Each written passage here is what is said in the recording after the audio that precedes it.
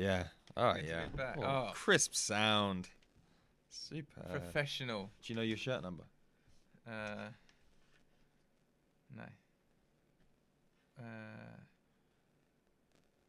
What one are we? I don't know, like 37 or something? Oh, it's Wi-Fi. get that Wi-Fi off. Well, that's a bigger screen. It's too big. Right, okay, so... sort of.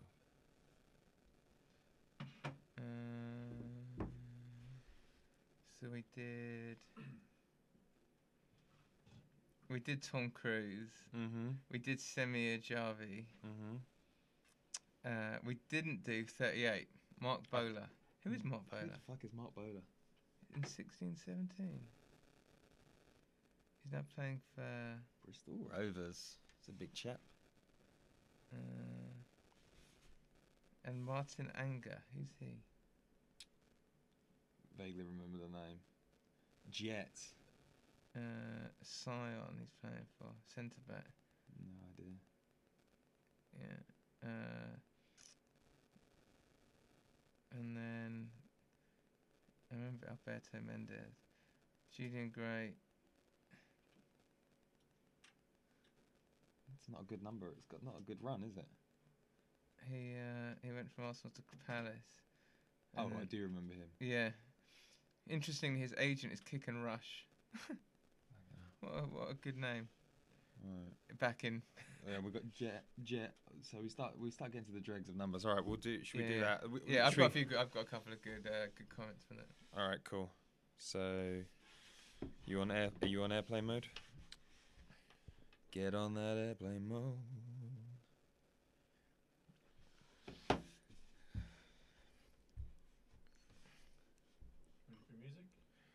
Ready for the music.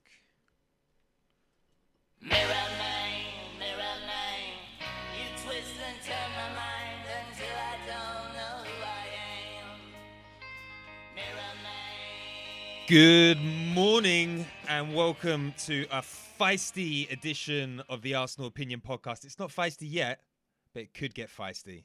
It's going to get very feisty. Because we've got Matt back in the studio. Matt, it's been a month. It's so good to be back. I feel like Santi Cazorla after a long layoff. I'm back. Oh, poor Santi. I know he's not coming back, is he? He's not coming back. He's finished. That ankle does not look healthy. No. Maybe I'm more Mesut Ozil after a little winter break. You know. You look very bronzed. Why are you so bronzed? What's going on? I have been on a mid-season trip to South Africa. Wow. Yeah. Have Arsenal ever had a South African player? Can you think of any? That is a very good question. Yeah. I don't think they have, but I do remember. I remember in around 1993 we played a pre-season in South Africa, and Arsenal played the Kaizer Chiefs. Oh yeah, because we were all I predict a riot. Yeah, this is way before, and then we came back, and then we played Manchester United in the Charity Shield. Ian Wright was wearing that yellow kit with the Adidas 3 straps. Scored an unbelievable. That was a nice kit. Unbelievable volley against Peter Schmeichel. Yeah. That's my that's little a memory. Great story. Yeah, so Kaizer Chiefs. I don't know who else. There haven't been that many good. I'm trying to think of the great South African players and where they played. There was one who played for Leeds United, wasn't there, for a while, like a centre half. Lucas Radebe. Yeah.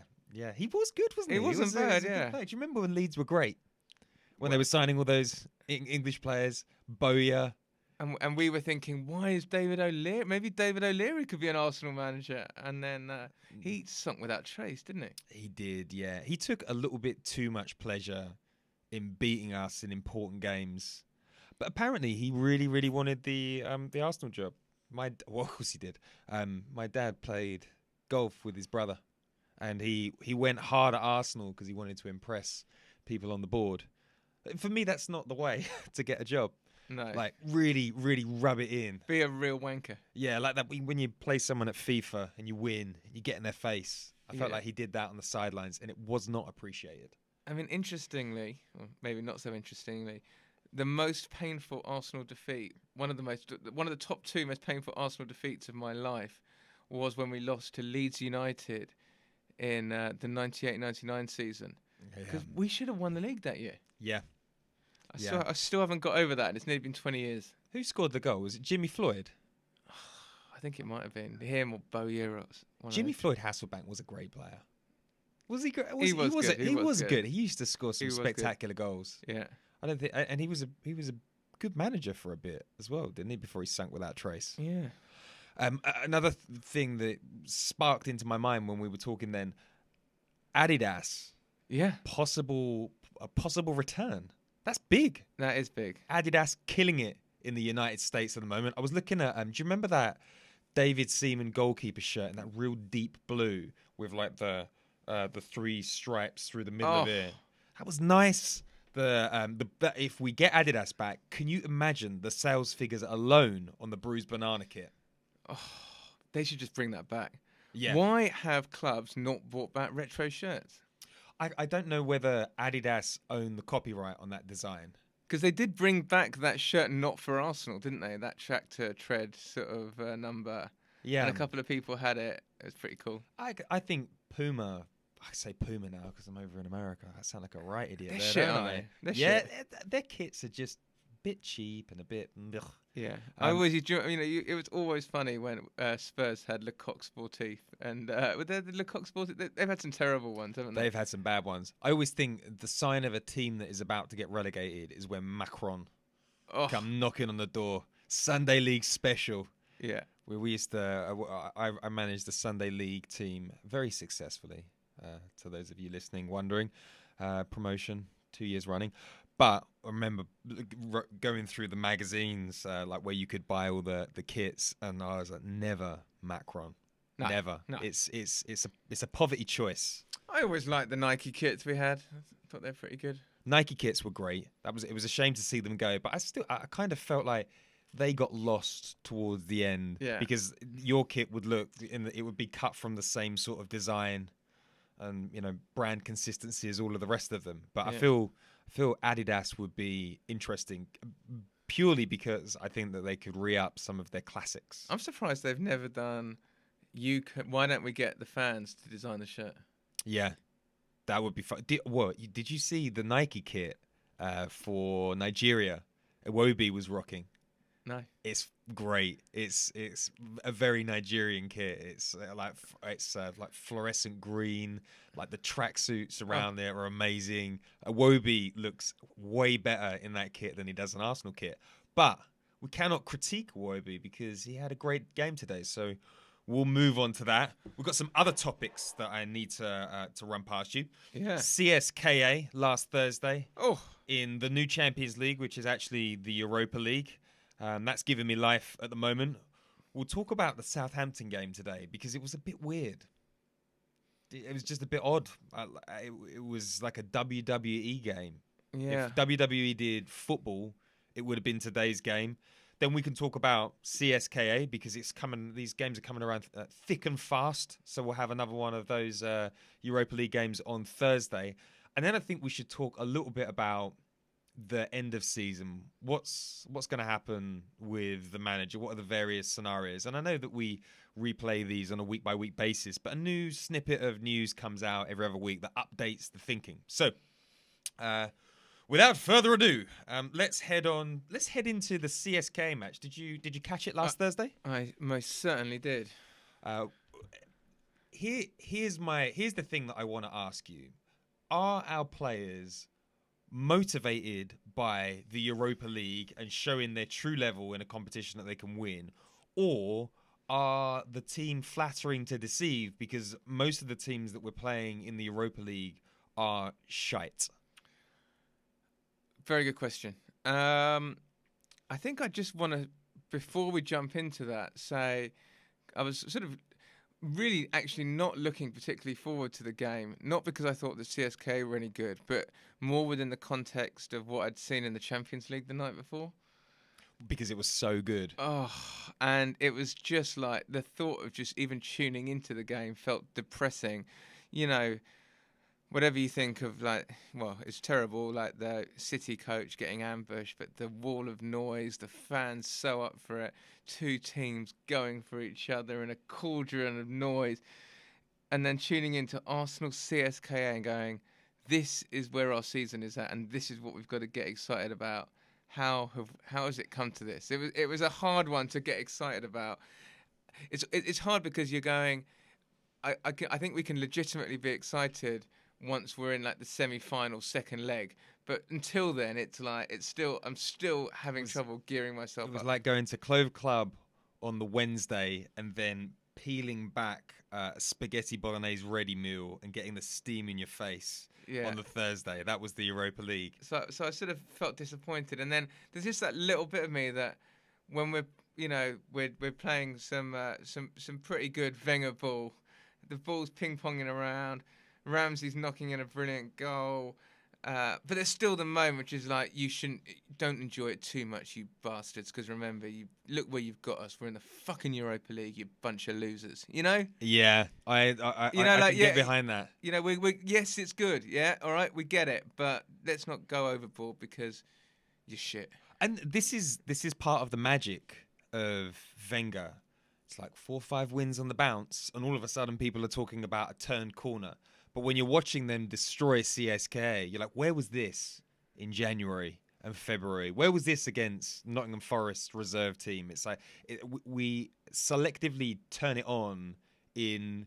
I mean, I know the Europa League is an important game technically, but I feel like we're taking a little bit too much solace from that result. I agree. And CSKA play the way that Wenger wants all teams to play against him. No structure. Their back four is got a combined age of like 400. No defensive midfielder, no shape, no structure, no intensity, no pressing. Still, that guy, Musa, looked rapid and unsettled us a few times. Yeah, he was fast, right? And we still managed to concede.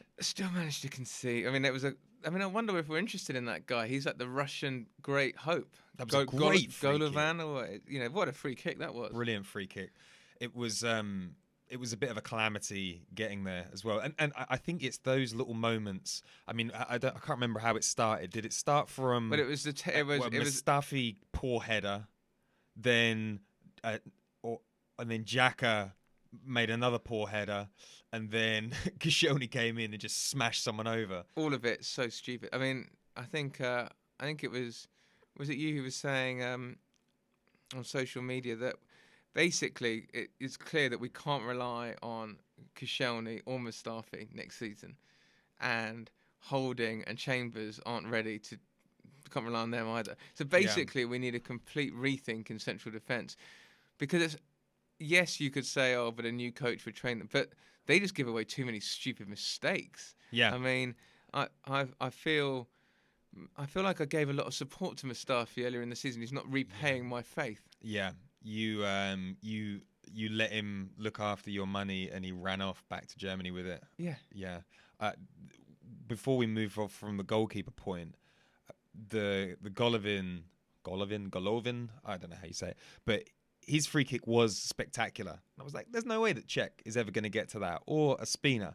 And then I watched the United game at the weekend, and there was an Aguero header, and from about 8 yards out, De Gea jumped to his right, and then he turned his hand mid-air and tipped the ball over. There was no way any human should be getting to that ball. That was amazing. And I was like, well, that's De Gea. He's one of the best goalkeepers in the world. Then I watched, I was scouting Atleti because they played Madrid.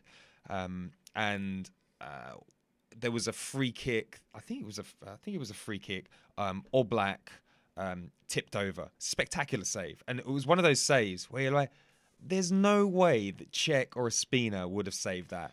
And I know that we've been saying it for ages, but upgrade on the goalkeeper has got to happen. I think the funny thing is, Cech never ever makes a save that you wouldn't expect him to make. You never go, fuck, He saved it. You're always like, he does exactly as expected and occasionally makes a mistake. Ospina, on the other hand, actually could produce a sublime save. He'll just also gift the opposition like 2 goals from like a terrible kick and a lapse of concentration. He's actually a better shot stopper, though, isn't he? It's been very similar for years. Almunia was a specialist in never doing anything amazing, apart from making others' goals look incredible. But he'd never pull anything out of the bag for you. And the shame with Cech is when he was at Chelsea in his absolute prime, he was one of the most incredible goalkeepers you'd ever seen. I know you're gonna dismiss this. Right. Szczesny.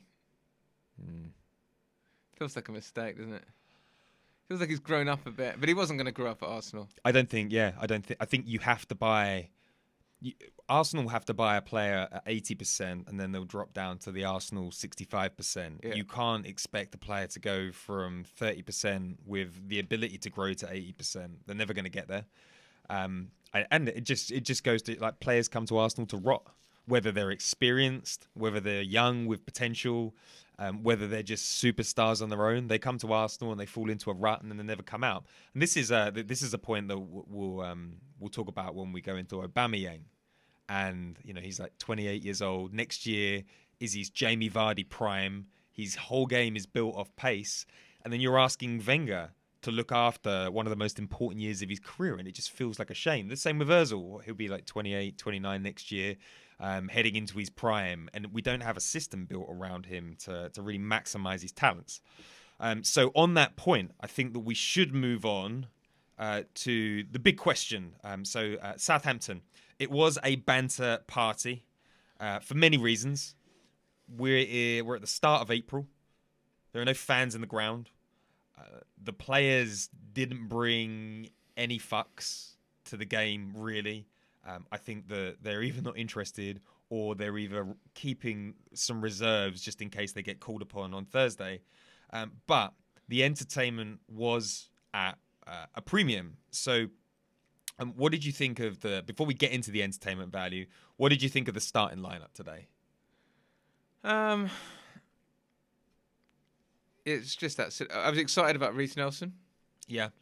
So that was, I almost feel it's disappointing because what we should actually be doing now is I personally am very unexcited about all league games and wish the season would just end in the league. Like now, yeah. I wish we could just finish it off now. If you could just be like, we'll take like 2 draws, a win, and 2 defeats. Give us 60% of the points. Yeah, and then we'll call it a day. Yeah. We should just be doing that. And so the only way I think you can really get the fans excited would be if we just went full on Project Youth. Let's play Willock, Nelson, Maitland-Niles, those guys. Get behind them, give them some much valuable experience, and start thinking about next season and just play the Europa League team. But Wenger can't do that because he knows that. All it'll take, if we lost today, then the knives are back out. So he can't actually do anything for the benefit of the football club, which might be like blooding those youngsters a bit more. So he's got to have a team that's sort of good enough to sort of muddle through and it's like the axis of dull. Oh, isn't it's it? just depressing when you see it when it's like Xhaka and El Neni lining up, sucking the joy out of the world. El Neni and Welbeck and all those guys, and all those triers. There's people where you're like, go on, get out there, have some fun, show us what you can do. I was thinking about it earlier because I was thinking, we're now like we're like a Seville. We used to be in the same. We used to be at the top table. 3 times Europa League winners. Yeah, but you know what I mean. We're sort of like that. We're below the top table of European football clubs. Yeah. Now we're firmly in tier 2. We're not a top 10. We're like middle of tier 2. We're not even at the top of tier 2, and we were at the bottom of tier 1. Yeah. We're now middle of tier 2, and then you look at those players and you go, those players today. That's like Everton. Yeah. Like El Neni, Wilshere. I mean, it pains me to say it, but El Neni, Wilshere, Welbeck, you would not be surprised if all 3 were playing for Everton next year. Everton, Newcastle. Yeah, Jack Wilshere coming on. Ugh. But talking of Danny Welbeck, let's give some credit where credit is due. The guy scores 2 goals. Yep. Has a great assist. Runs round a lot. Missed one of the most spectacular open goals of the last 2 months Yep. of his career. Also scored, continued his scruffy goal nature. He never has a clean shot. He'll either scuff the ground, or his shot will bounce off someone, or he'll aim to That kick the first ball. one was pretty good. It was a great scuff shot. But at this point, I'm wondering, he does it so often, I'm wondering whether it's a strategy. Whether he's like, if it comes off somebody, it's harder for the goalkeeper to guess, because he does it so well. I hate myself, but today I did go, maybe Danny Welbeck could be like the guy. You want him to be good. You want him to be good because he has all the physical attributes. He gets in all the right spaces. He's a tireless worker, and he looks like he could be spectacular. But it's a lapse of concentration. Is it bad luck? I just don't understand. He's just not a good enough finisher, is it? Yeah, and then you wonder whether it's just a mentality thing. Well, I don't think it's even mentality, because I think you look at Aubameyang, he's just a guy. He's basically going to do fuck all for us apart from score an absolute shed load of goals. Yeah, yeah, and I know that's a weird thing to say, but we should move. I mean, just before we move on to Aubameyang, does Danny Welbeck merit a chance in Moscow on Thursday based on that goal-scoring appearance? Yeah, I mean, if you think about it and you're thinking we've got a tough away game, what do you want? Do you want Welbeck, who's going to run after every lost ball, harry, be good at defending set pieces, or do you want Lacazette, who's like a pure play finisher? Yeah, You know, I sort of go, Welbeck could be good for the away legs in the and if we got to the final, he might be a good option ahead of Lacazette, just in terms of the defensive work he can put in, the stuff he does in addition to playing as a striker. he's a big game player as well. I think, And his weirdly. performance in the FA Cup final last year, Yeah. that was outstanding. Also, his performance against United in the FA Cup a few seasons ago, when he scored and kind of broke our away day duck. And Ferguson used to play him in the big Champions League games ahead of, I think he played him ahead of Rooney at times. You know, he's a big fan of what he could do. He's a player you want to do well, but you just kind of feel you are Everton-ish, or a really good Leicester striker. Okay, so moving on to Aubameyang. Oh, yeah. Fastest, scored the most goals in 7 games ever. I love how Opta keeps itself in business with these really crappy stats. But it was an interesting list because he's got 6 in 7 now. So I think Davos Suker is second in the list with 5. I think he's joint, and Ian Wright is 4, joint with Thomas Vermaelen. Isn't that interesting? That's why we all love Thomas Vermaelen. He scored all those goals at the start, and we were like, this is incredible. We've got one of these fancy defenders that score goals. It's a Vincent Kompany for Arsenal. And it all went downhill for him. But last laughs on him, right? He's still got contract at Barcelona. Anyway, my point about Aubameyang that I wanted to ask, Matt, is it okay to just score goals? Is that okay? Is that the level that Arsenal are at, where you don't need to be a complete striker? You either need to be like a Giroud, where you bring people into the game but just not very good. But can you exist in the Premier League as just a great goal scorer? I think you can if he keeps up the current record, because if he can get 32, 33 Premier League goals, and he doesn't do anything else, then that's good enough. But if it dries up and he's not contributing as an all-round performance, but he's getting 20 goals a season, then that isn't good enough. So it really is going to be, does he have dips in form? Can he score these goals without doing anything against the top clubs out of nothing? Yeah. And we'll see. But I mean, his background, his history suggests he does just do this. He just keeps going. I mean, he doesn't seem to have dips. Even he's had 20 scored. What did he do? Scored 21 goals for the worst Dortmund side I've seen in years. When he was in the Champions League, he scored 8 goals before Dortmund's bus was bombed. He's a player who scores against all sorts of teams as well. Yeah, and you sort of feel like you look at Lacazette, and you feel like he's a guy who feels pressure. Yeah. And he puts pressure on himself. Aubameyang, from what I've seen of him, is more like almost like a Usain Bolt style player. Yeah, where very... it's like very relaxed, very confident in his own ability, unflappable.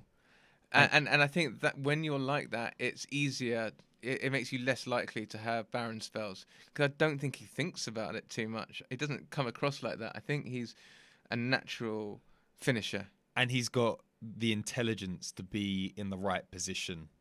He's always lurking in the right space for that ball to come out. Will keep on referencing it, but Thierry Henry always said that he wasn't a natural finisher. He had to work on it, but David Trezeguet always knew where the ball would land. So he was always in the right position. I kind of feel like we have got the fox in the box that we've been lacking. But did you read Steve Bold talking about Lacazette?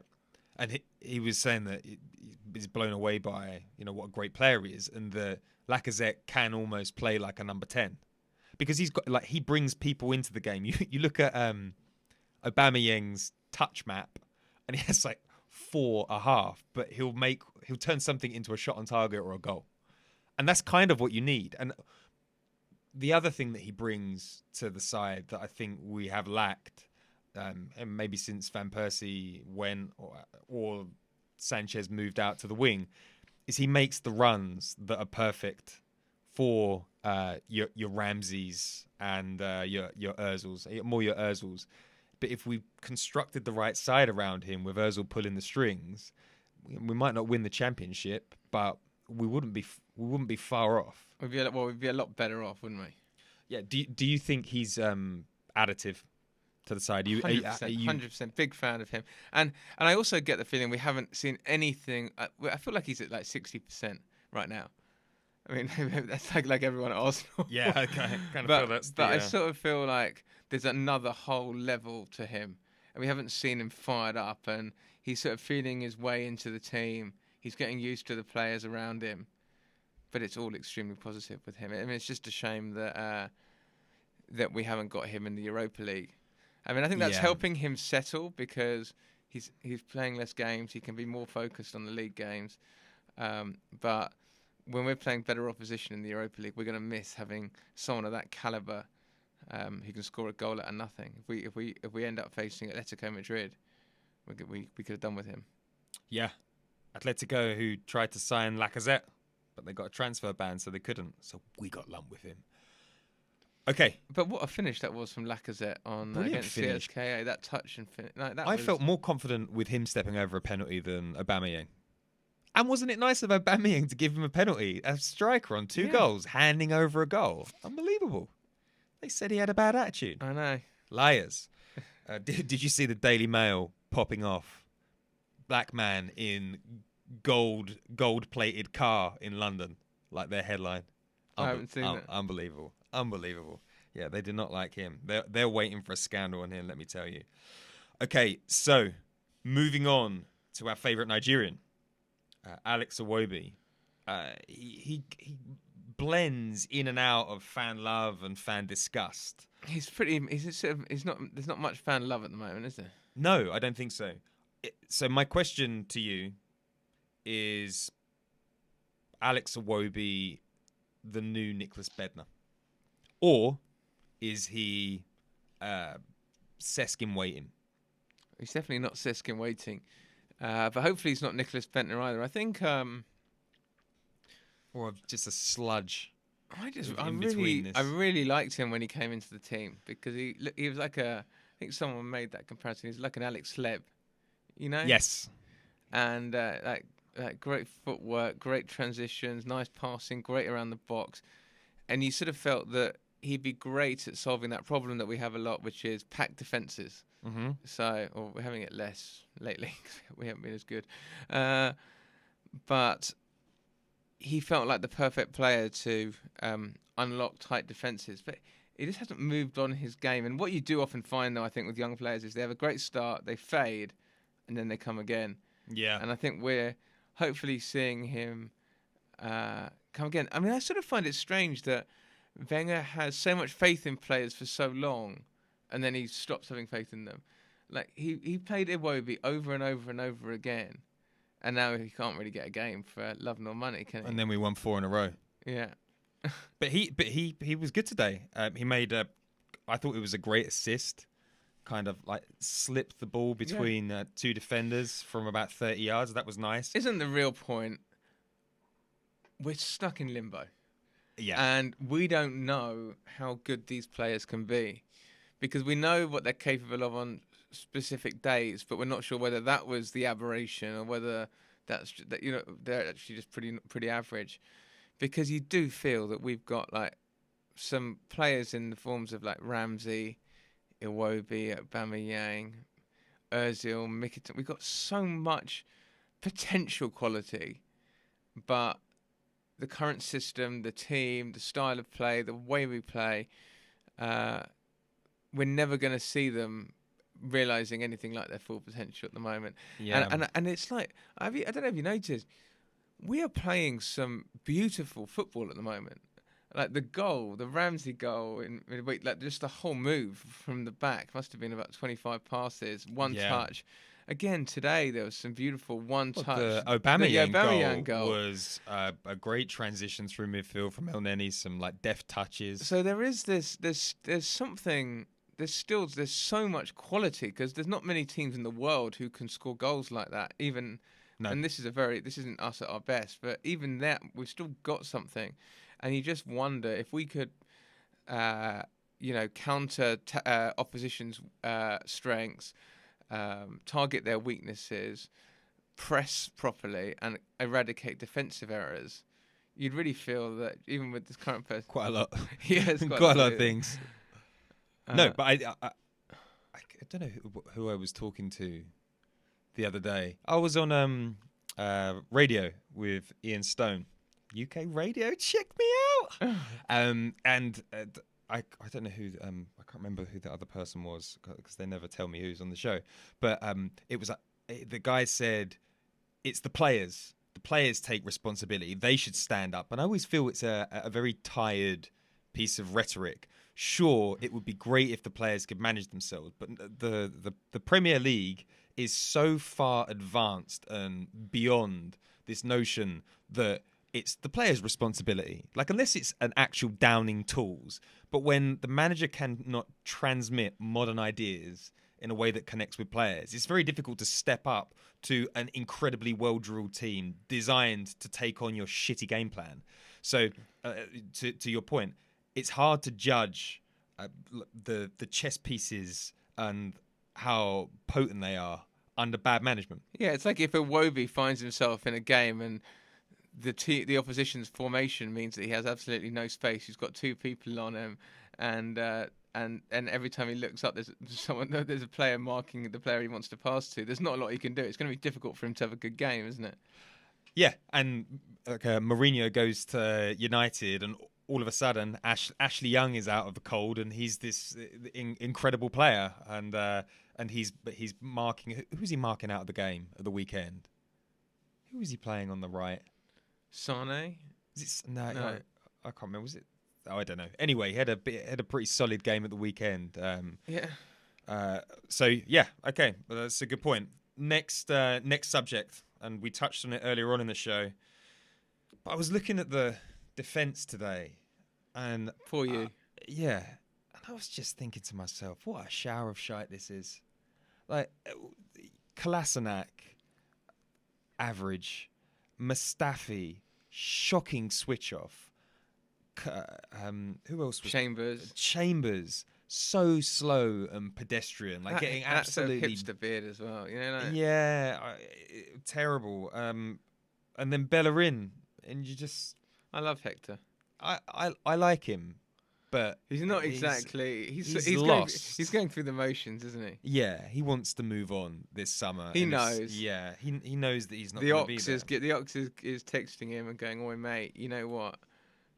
Actually, the grass is a lot greener. Yeah, you can have some fun. Go play for Juventus." And oh God, I'm only going to say it once, but seeing Ox smashing that goal to a rapturous in the Champions League, it's going to make a semi-final. We would be playing him at fucking right back. Yeah, what a joke. what a joke. And that's why you fear for Nelson coming through and all these young players. They don't get played in the right position. They're not taught how to play in the positions that they are played in. And then they just end up in this weird Arsene Wenger purgatory where you're 5 years into your career and you still don't have an assigned position because you were a good utility player at youth. But back to the defenders. You've had a lot of opinions on Mustafi this season.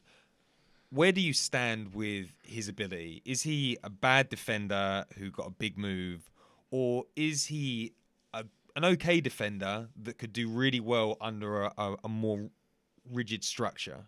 Where do we stand with him? Do we sell him this summer like we tried to last summer, or do we keep him? Where are you swaying? I think we have to. If we got an Allegri in, say, very highly unlikely. Yeah, he's coming to England though, isn't he? It looks like it, doesn't it? Yeah, flirting. Oh, he did it last year though. The Evening Standard came out and said Ivan Gazidis was blown away by the way that he changed the game at half-time and beat Tottenham. Spurs. Yeah, I mean, I don't know whether that was just like a tactical leak to have a pop at Spurs, but wouldn't that be the dream? Like, surely, if Allegri was like, I will take this over, I'll take the same salary as Wenger, and I will reinvent your football club. Surely, you'd have to say, Wenger, fuck off. Look at this absolute don coming in. But I mean, it wouldn't surprise me if someone like Allegri or Thomas Tuchel came in and were like, actually, you know what? I've done the pre-season, and I'm going to start with a back three of Holding, Chambers, and Mustafi, and it's fucking brilliant. Like, it wouldn't surprise me because I think there is a lot of talent in all these people that we've got at the club, and they're not being drilled and trained properly. I mean, we know from speaking to Alan Smith that there's no defensive training going on. Yeah. I mean, we know that, and we know that Steve Bold has been keen to get involved and hasn't been allowed to lead defensive organisation and training. That there is no defensive training happening. We know that. Yeah. So you have to feel sorry for these players. We know that Rob Holding is capable of being an exceptional young talent. A man monster in an FA Cup final. Yeah, so we know that. So, it all comes down to the same point, which is, and I feel slightly defeated on it, is we don't know how good these players are, and it's hard to judge them at the moment because they're not sent out with any instructions on how to play. Which is why when sheer talent and ability is enough, we win. But as soon as you need a game plan, we lose. Yeah. So we're going to put the defenders on hold until we know who the new manager is, if there is a new manager, because I can't stomach another year. But I think I think the one thing to say on the defence is that, in my opinion, Koscielny, you can't rely on him anymore. No. And he's going to start picking up injuries. I don't understand how he has this weird online reputation of being our greatest ever defender, because he seems to consistently make big mistakes in important games. It's just a bit because he used to never give away fouls, and now he's just sort of lost that. Yeah, Mustafi. Oh God, I back that guy. Yeah. Okay, I can get behind it. He has the attributes. He's just. I read, did I read or hear that apparently the Arsenal boys behind the scene don't like that Mustafi is a blame merchant. He's the new finger wagger. He's the new Flamini. And look where that finger wagging got Flamini, one of the richest players in the world. Maybe Mustafi is maybe he can be the COO of Flamini's natural gas company or whatever the fuck it is. Maybe. Okay, so we can move on. We've got just a few more topics to go through. Okay, this is another favourite of yours, and I know that this might upset you. Jack Wilshere. Is he better at having a ruck on the pitch and showing that he is Roy of the Rovers than he is actually delivering the goods? Here are the numbers so far. 34 appearances, 2 assists and 3 goals. And his big one, 9 yellow cards. The question I put to you is, do we give him a 90 grand a week contract, or do we say he's not proved himself again? Slightly leading question.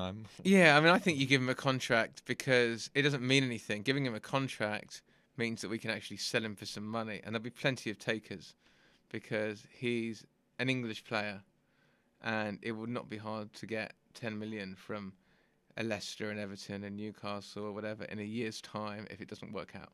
Okay, so what's gone wrong? Why is there no production? Why is there no end product? Where are the silky skills that you'd expect of a number 10 in with assists? Well, he hasn't where, really. where are the goals? He hasn't really been a number 10, has he? No. So I think that's why he's been playing in defensive, sort of central midfield alongside Xhaka for most of those games. So he hasn't been influencing play in the final third that much. I think we don't know. I think he's actually been overplayed. I think 34 appearances is a lot of appearances. Because it would have been since the start of December, really, wouldn't Yeah, it? and I think he's been overplayed a bit since then because we sort of didn't have that many options, believe it or not. And I think he could have done with a bit of a break in some of those games. And I think he doesn't know what his future's looking like.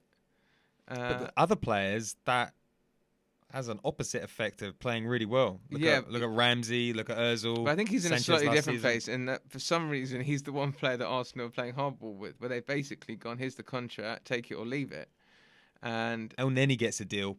Bang. Yeah. Whatever you want, son. yeah. And fucking hell. I know, it's kind of tragic. I know, and you're just like, just sign Jack up, you know? It sounds like El Neni got a deal just for being a good guy around the training ground. Yeah. Like the lad's always smiling. Give him a new deal. Yeah. I nearly fell off my chair when I read that. God no. So did the whole of the internet. Like nothing sums up Arsenal quite like having Ramsey in the last year of his deal, Jack Wilshere off in the summer. But don't worry, we're taking care of Mo El Neni. Yeah, we got the worst Egyptian in the Premier League. I know. Yeah, I know. Especially when you watch Salah. You're Oh. like, oh, come on. What could have been? Oh no. So two other interesting things, I guess, leading into Europa League this Thursday. Oh, it's exciting, isn't it, though? It's a semi-final. You know, we did the Alan Smith interview a few weeks ago, which was fantastic. Go back through our archives to listen to it. We had a great time with Alan Smith. But I went through the Cup Winners' Cup run that he was part of, and we played Torino, PSG, Odense. yeah, So we played some crap teams and we played some great teams. Standard Liège. But when we got to the semi-final and it was PSG, big game. Well, you know there's a big game coming. Yeah. So it will Is be it Lazio, Atletico, or and Leipzig. Yeah. So it's gonna be an exciting semi-final. We beat some timid Swedish people. We lost at home. Don't worry about that. We beat Milan, which is exciting. That was big. Yeah, it doesn't matter what you say. They're not in a good place, but they were. It's still AC Milan. It's AC Milan. That is a big win, especially if bad form. We're gonna breeze past CSKA, and then once we're in the semi-final, as long as we don't get Atleti, then it's anyone's game if we get to the final, right? Yeah. And really, Are we going to go? we should be. Yes, we are definitely going to go, and we should have enough to beat Lazio. The Italian teams outside of Juventus don't have the players. Like even if they're well managed, we should beat Leipzig. My only concern with Leipzig is like Naby Keita is a beast. Hassan Hüttl will set up to press, and we do not like being pressed. But those players, when there's something on it and they get excited about something, like Aaron Ramsey, European Ozil, final. Lacazette, like, we've got enough to get to a final, Yeah. right? And then But it's like going out on a night and you get all excited. I was going to make a really, really like not for podcast analogy. It's like going out and drinking 10 beers. Like you drink them and you love it. You're like, Europa beer is fantastic. And then you have another 5 and then you're off your face and then you wake up in the morning with the hangover. And the hangover is the Arsene Wenger induced kebab sitting by the side of your bed, and it's a signed contract. And you're like, oh no, is that what I did after? And I said to Ian Stone on that radio station, I was like, there is a conflict there. You want to win the Europa League, but you know that it means 2 more years of jail. 1 more year. It'll be 2. It'll be 2. They cannot let Arsene Wenger go into the final year of his contract. He will have to be ejected from the club this summer. or he'll have to get another deal. Right? There's no in between. You can't. We saw what happened last time. He blamed last season on the lack of stability on his contract. Then this season comes around when he's got stability on his contract, and it goes to shit because everyone's expecting him to leave. There's 2 more years. What do you think? What are you taking? You can say it, or you can say it. We're in New York. The London fans can't get at you. Just be honest. What would I take out? Would I take Europa League win, or we drop out in the semi-final? It's not even glorious failure. Well, I'll say the same thing I said about the FA, because we were having exactly this conversation a year ago about the FA Cup, which is there's no guarantees. We could lose the Europa and still Wenger gets another 2 years. So I'm going to go. I want to win the Europa League. And then back into the Champions League, 2 proper games a week. Next year would be a disaster. It would be a disaster with Wenger. It would be so But bad. I think the best thing for the club is if we lose. It's just the best thing for the club is if we lose on Thursday. Yeah, but do you think there's a way the great scouting and recruitment can pad the problems that Wenger has? Is there a way around it? I don't think so. I don't think so, because I think we've got such a bloated, disjointed collection of players at the moment, and I think Wenger, in terms of the recruitment, it's fine to just buy players, and I think that's what we've done, but part of the skill in creating a great football club is selling players, and I think Wenger's been okay with buying more players because he hasn't had to make any tough decisions. But if someone said to Wenger, "Yeah, we're going to sell Aaron Ramsey, yeah, and we're going to use that money to do X," I don't think he can have it. I don't think he would fathom that, because he's just not built like that. You know? Well, he's certainly lost the January Battle of Wills, didn't he? Oh yeah, but to my point, I think it was sort of easier because it was just like, yeah, Giroud and.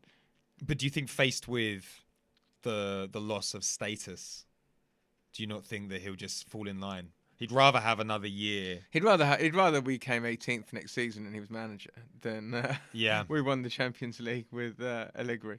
I also wonder if Ivan Gazidis signs Wenger on. I mean, does it matter whether a CEO is liked by the fans? Does Ivan care? Do you not? I wonder whether he can recover with the fans ever after this show of weakness, or whether he's. I think he's come out of it okay, because I think what he's done, and he's done this. It's been a fairly obvious approach where it seems like every time he's done any Q&As or anything, he's always hung around with a few fans afterwards and basically made it very clear that he didn't want Wenger to sign these 2 years. I mean, everyone knows that Gazidis did not want to give Wenger a new contract, and that he had to. And he's sort of managed to get that narrative through, hasn't he? Yeah. And you can go, "Oh, you're the CEO, you shouldn't." But it's just like, well, you know, I'm not going to give up all that money and prestige of being CEO. If I don't have this job, I'll be like, you know, CEO of LA Galaxy or something. You know what I mean? So it's like he had to. It's fairly clear that him and Wenger are not. You know, they're not best buds. They're not best buds. It's you do make a good point. We sit there and like, if he had any guts, he'd just tell him to fuck off. But it's like, whoa. He's managing Arsenal. He's got like a daughter who's a student in London. He's got a nice house. He's getting $2 million a year. And he's telling everyone, yeah, you know, I didn't really want Arsene Wenger either. Yeah. You know, it's not. But you do that Raul Sané came out and said, when they spoke to me about the project, I was in. Of course I was in. It's Arsenal. Mislintat comes through and he's there and he's recruiting players. I wonder whether they have been told, look, we are going to shake things up, because I don't know, you don't want to be part of something that's not successful. Like, if they have to put up with 2 more years of Wenger, would you want to hang around? Or do you say, like, those guys are both in their like 40s and 50s, they're earning, you know, £1 million a year plus contracts, so they just like, well, fuck it, I live in London, I get to move around massive budgets, I get to impact things that are outside, and then I will be part of history when Arsenal win the Champions League within 5 years. I think that's probably what they're thinking, isn't it? They're just patient, right? And I think you've got to be, and it's just a great project for them, and they know that Arsene Wenger won't be there forever, and they know that, you know, it's perfect because we've got loads of money. Yep. We've got everything's in place. We've been so starved of any success, really. And I know that sounds like we're really spoiled. We've won like 3 FA Cups in the last 5 years. But I mean, proper success. I mean, tuning in to watch us play Juventus, Manchester United, Real Madrid, and going, yeah, we're at home. We should win this. Wouldn't it be amazing? Or to at least know that something interesting was And going that's to what happen, it used right? to be like. We used to go, Yeah. we're at home. Well, I won't. We always used to say when Arsenal were playing at home, you never take the draw against anyone. No. You always go. You always believe you can win. And right now, if you're playing Barcelona, Real Madrid, you're like Hide behind the sofa. definitely take a draw at home. Yeah, I agree. I also wonder whether there's any osmosis of the LA Rams that will filter back to London. They hired like the youngest coach in the NFL.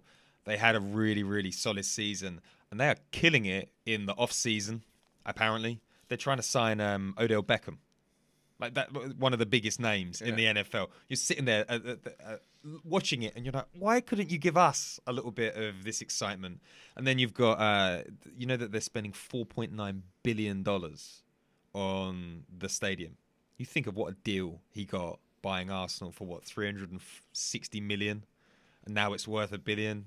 Whatever you think about Stan, he's an excellent businessman. He's an excellent businessman. He doesn't do a lot, but Well, imagine what I want to know is what is going on in terms of our managerial search. Is it underway? Are we talking to Allegri, to Chell? we were definitely talking to managers last season.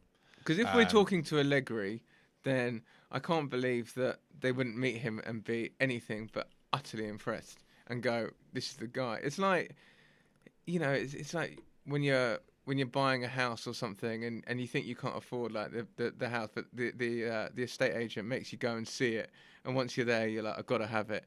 Yeah. I sort of feel like if any of the hierarchy met someone like Allegri after what we've been dealing with, and he talked for 20 minutes about what he'd like to do to Arsenal and how he'd do it, it'd be hard to be like, "Oh, you know what? We're good with what we got." Well, Rafa Honigstein said that Chelsea. I think he said that Chelsea had spoken to Tuchel about what he would do with Chelsea, and the CEO left really, really impressed by how he transmitted his ideas for the club.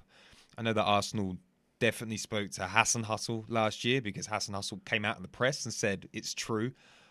We had Roger Schmidt was the coach that we were going to pull the trigger on.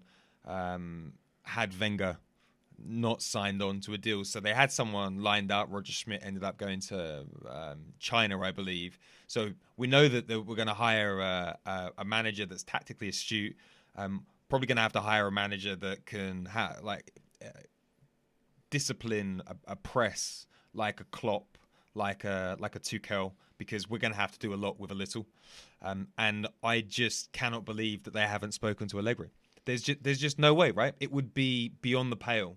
And also, the other interesting thing is I don't understand why, if we do want to move Wenger on, we have to wait until the end of the season, unless they're just doing it out of respect. Because City let the world know that Pep was joining. Enrique let the world know that he was leaving last year.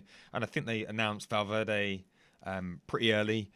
There's some managerial changes that are happening this summer around Europe, where Allegri is still in the Champions League, and he let them know that he was leaving at the end of the season, and then his team lost to Madrid. But I don't understand why we don't let the players know early. Like, play for your contract next season because the new manager's watching. That would be a good motivator. But we're going to go through this stupid review process, and then ultimately, Honigstein and Julian Lorenz are saying that it's down to Wenger whether he stays on, and he's. You let somebody mark their own scorecard, he's going to have an excuse ready-made for why it didn't work out this season. It's just a shame.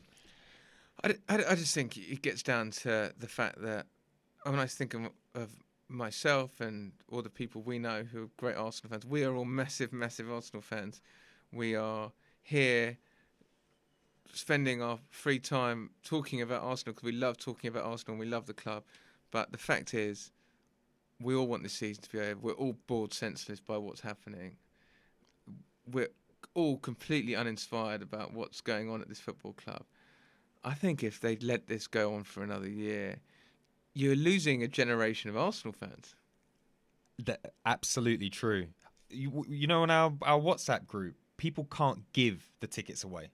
It's not a case of, oh, can I sell it on the ticket exchange? It's like people are offering up 2 free tickets and you actually can't give them away. People are giving away free money. They're not turning up to the games. No one wants to not turn up for their own season ticket, right? And I think I was just in South Africa, and you know, when you go abroad, one of the great levelers is all conversation is talking about football. Mm-hmm. And the amount of people, and South Africa is football crazy. Everywhere is showing football. But when you talk to people, I remember when you go away 10 years ago, everyone you met loved Arsenal. Yeah. Now, if you talk to someone, who do you support? Liverpool, Manchester United, Tottenham, Chelsea. Like, they are all getting more mentions than Arsenal. Yeah. And isn't it funny in New York, because they were kind of the original supporters, meeting jaded American fans is hilarious. Like, oh god, yeah, because Americans really like to back the best, right? So when you're in a bar and you're with these jaded New Yorkers who are like, you know, fairly new to the Arsenal scene, it's just it's hilarious because the generation of Americans coming through are going to be looking to other clubs. You see so many Man City shirts around New York. And you're like, what's this? Even Spurs shirts. I've seen a lot of Spurs shirts. Yeah, a lot of Spurs shirts. It's depressing. Yeah. They get a lot of... Harry Kane gets a lot of favourable print ad coverage, that's for sure. Wanker. Oh, now I'm just depressing us. Okay, all right, well, that was fun, wasn't it? That was fun. It was good to have you back. It feels good to be back. Yeah, a lot fresh. Good. Well, I know, I feel a bit jaded just by Arsenal. We've got a podcast on Thursday. Oh, now that is exciting. That's going to be exciting because we're going to get to talk about a victory and we're going to get to talk about what comes next in the Europa League. So that'll be very exciting. Thank you to everyone that's listening. I would love you to leave a positive review on iTunes. If you're the sort of person who goes onto iTunes to leave a 1-star rating, fuck you. You've got a silly little life. But if you could leave a review, it's great for podcast SEO. Make sure you subscribe. We're having a really good couple of months. We're going to be back a lot because we're working with the Gotham Podcast Studio. Big thanks to Matt for hanging out with us at 10 o'clock on a Sunday night. We appreciate that. And on that note, we will say goodbye. Thanks for listening. Cheers, guys.